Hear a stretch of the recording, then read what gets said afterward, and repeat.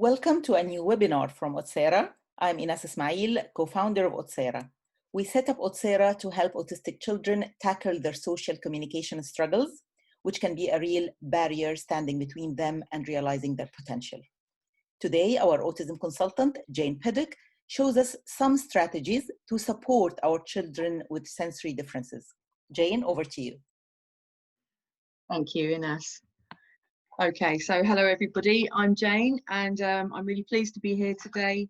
The last time we looked at sensory differences, and today we're going to look at some ways of supporting sensory sensitivities. And it's not going to be an exhaustive list of strategies, there's many more that we can discuss more at the end. So if you have any questions or want to share anything that you've done that's worked really well, then please do so at the end of this webinar. So, as we discussed in the last webinar, there are 8 senses: sight, smell, taste, touch, hearing, vestibular, proprioception, and interoception. And we looked at the differences in those in more detail last time. And we talked about how, lots of children and people with autism have difficulty with processing sensory information, which can then cause an overload and cause quite a lot of distress for them. So we're going to go straight into some strategies here. So to support visual, so sight, if your child is hypersensitive, you need to be trying to minimize visual stimulation as much as possible. So bright lights can be a problem, so really reduce that bright lighting, especially fluorescent lighting. If things are really bright for your child, they can wear sunglasses or just any sort of glasses with dark lenses. Use blackout blinds in their bedroom, especially if they're a poor sleeper. And provide them somewhere nice and quiet and calm. So I've put up some little pop-up tents there, which are quite nice. Children quite like going in those and just being really quiet and calm. So minimize visual stimulation for hypersensitive. And then for hyposensitive, you're really looking at maximizing the visual stimulation. So you're doing the opposite to that. So provide lots of really bright lights and color. The kind of lights that I've shown on this slide here, like you might see in a sensory room, can be really stimulating for children that are hyposensitive and can really help them. Puppets are great because they're usually bright and colourful, and you can use them while you're trying to get their attention and talk to them. Do lots of making noises so that you get their attention first, clapping your hands, jumping about, make yourself look really, really interesting to them so that you can get their attention. And then auditory, so strategies to support auditory sound. So if they're hypersensitive, ear defenders are brilliant. So we're looking at minimizing noise and preparing your child for noisy places. So ear defenders are brilliant as a short-term solution, or headphones with music or a story or something like that.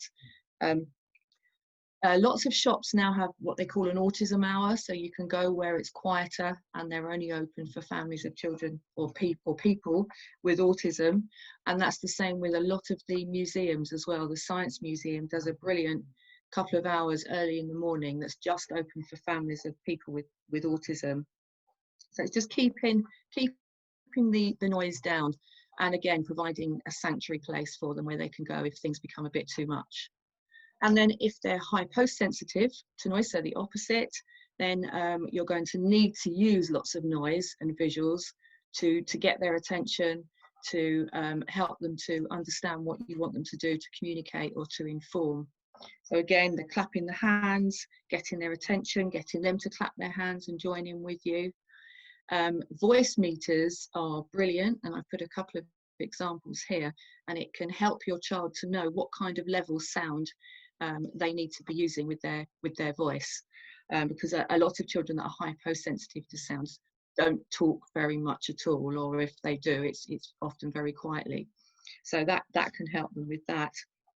And background noise can help as well for sleeping or calming. That sort of white noise sound can help as well. So that can be really nice. And then olfactory, smell, so strategies to support that. If they're hypersensitive, then introduce new smells gradually to them, because they can become so overwhelmed by smells. And sometimes smells that we seek and that we like to have around our house can be a bit too much. So, you know, perfumes and air fresheners, the washing powder that we use on our clothes, some of those smells can be too much. So try and make it as your environment as fragrance free as possible. Shopping, markets, animals, roadworks, all those kinds of things where they might be laying tarmac. All those smells can be overwhelming as well. And we can help prepare. So we can help prepare them that we're going to go to the baker's, we're going to have this strong smell of baking bread, which most of us think is a really nice smell, but for some of our children, it can be a little bit overwhelming for them. And you can carry a piece of cloth that's soaked in a smell that they really like and put it in a bag. And then if there is a smell that's too overwhelming for them, you can take that out and they can smell that, which will help to calm them.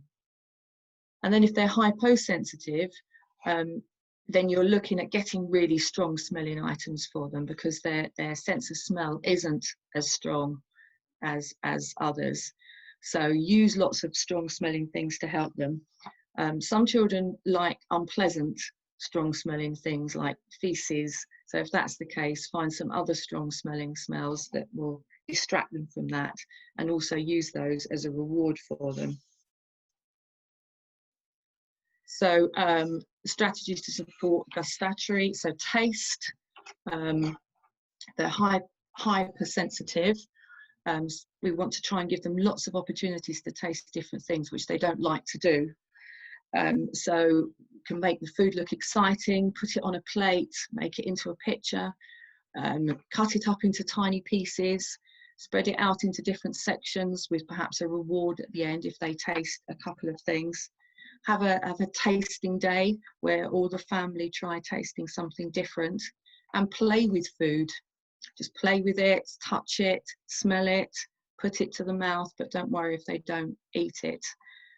Blend food and try and hide it into other things, and use visuals to help them. So I've just put an example here. You know, first you're going to have a sandwich, then you're going to have some fruit, then you can watch television. And just having that bit of bait at the end can help them get through those first bits. And then if they're hyposensitive to taste, we again want to give them lots of opportunities to taste different things, and also to give them crunchy and chewy foods throughout the day to get their whole mouth movement and the muscles working well in their mouths. And you might find that your child's a bit of a chewer of their clothes, or they might chew inappropriate things or put inappropriate things in their mouth. So there's a few ideas here of necklaces that they can wear that they can chew, chewy chews that they can hold and chew, and then there's some pencil toppers and bracelets, and they're all safe for your child to chew, and they all aid that oral stimulation that they might be craving. And tactile, so touch, they're hypersensitive. Just be aware that some touch can be painful for them, particularly light touch. If washing hair, brushing hair is a problem, let them do that themselves. Get some really cool shampoo that's got a character on the bottle that they're really into. Let them have a go. Let them have a go at washing a doll's hair or brushing a doll's hair. Labels in clothes can be really irritating, so cutting out the labels. And a lot of places now sell seam-free clothes, socks and underwear and t-shirts and things like that, which can be far less irritating. And then if they're hyposensitive, they may well need to have lots of deep pressure. So you might want to put your hands on their shoulders to help them to feel calm, and just put some massage in onto their shoulders there. Weighted blankets, weighted things that can go on their laps. You can get all sorts of animals that they can put on their lap or across their shoulder, and then they can stroke them, and that's nice, and it just helps them to feel really good. And wearing a backpack with 10% of their body weight for around 20 minutes can be really useful. That can really help give them that sensory feedback that they need for their muscles. So that can be really useful. And the vestibular, So use a start and finish to show where you want them to do their learning. So if they're writing something, mark it on the paper, draw out a box. This is where you're going to start, this is where you're going to finish. The same with a physical activity. And then encourage lots of heavy muscle work, pushing against the wall, doing press-ups, things like that will really help as well. So which will teach them self-regulation strategies. So if they're starting to feel like they're needing to do lots of spinning, then they can just go and do some of that heavy work. And if they're hyposensitive, they will need to have that spinning. So you'll need to encourage them to do it. So on a roundabout, a spinning cone, a swing, trampolines, all those things are great. And then provide a wobble cushion for them to sit on, which will help them to get that feedback, that sensory feedback into their bodies. And gimbals. I've put a picture of a peanut ball on there, which are great for rolling across or rolling underneath. And they'll need lots of movement and sensory breaks throughout the day. So proprioception, hypersensitive. It's great to have lots of fine motor things to help them. So threading, lots of fidget toys, squeezing, manipulating things, little spinner things, clicking things off. Theraputty is a really good strong putty that really works the muscles in the arms and the fingers, and it's great for proprioception. So you can buy those on Amazon or on any kind of sensory online store. Tugs of war, so again this kind of heavy muscle work, pulling and pushing is brilliant to support proprioception and also for vestibular. And then sitting on a chair, it's really important that your child's feet touch the ground, or if not the ground, then a box or a stool or something you can put underneath them. And when they're working, allow them to lie on the floor or to kneel up or to stand up or to sit on their legs rather than just sitting upright in the chair, because it may be more comfortable for them to sit like that. If they're hyposensitive, show where their area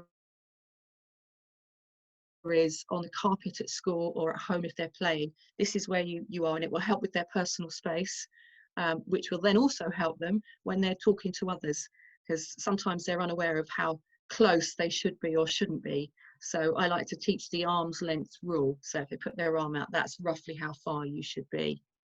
Allow them to change position regularly from how they're sitting, and increase the amount of time you expect them to sit gradually. So just work on small bits for a while, and then just keep that going. So I put a timer there to show you. Those are pretty good for that. Interoception is something that experts are still trying to learn about. So there's lots of research that's going into this, and this is the sensory system that's internal, and it gives us those internal feelings, which can then cause us difficulties with self-regulation if we don't have them.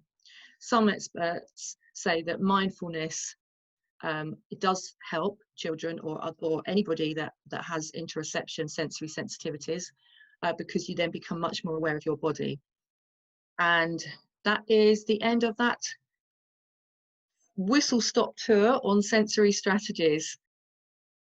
Before we say goodbye, we would like to invite you to share your feedback and suggest future topics on our feedback form. You will find the link in the comments.